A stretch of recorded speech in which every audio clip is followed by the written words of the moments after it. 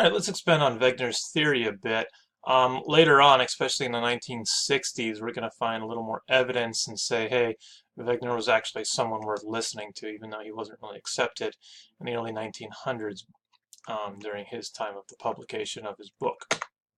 So let's start talking about thermal vents. Thermal vents are really cool areas that we found in our Earth.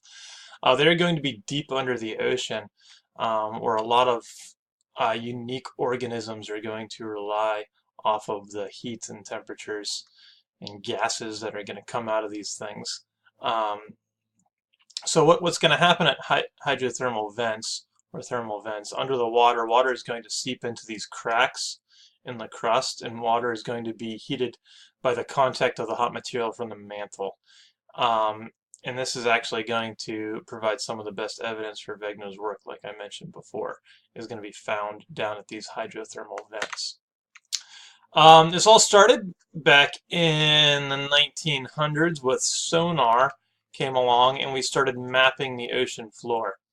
And what came about from this is we discovered there was actually a mountain range in the middle of the Atlantic, which is actually really neat. Sonar works through a ping and pong method. If you ever played the game Pong, it sends out a ping. A ping is just a high-powered sound. That sound is going to reflect off of whatever is down there, and it's going to make a pong and come back, and we're going to register the pong, and we can actually measure how much time it takes for that to happen, so we can get depth. And if it's happening fast, then we know it's shallow water, and versus deep water if it's taking more time. So we are just going to bounce a bunch of sound waves off of the ocean floor, and it's going to map it out, very similar to how bats would use like echolocation. So, evidence of seafloor spreading. To build off of Wegener here, we're going to get another guy named Harry Hess. He's an American geologist, and in the 1960s, he proposes that the ocean floors move like conveyor belts. In these conveyor belts, the continents kind of sit on top of them, and then the continents move with them. So again, he's thinking, hey, these continents did move, they are moving around, and I'm going to try to explain how.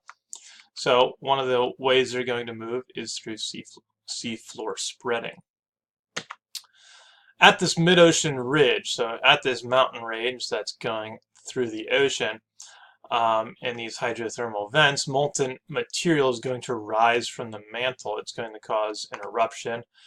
This molten material is then going to spread out and push the older rock to both sides. So as these convection currents come, some of this convection current is going to push some molten material up here.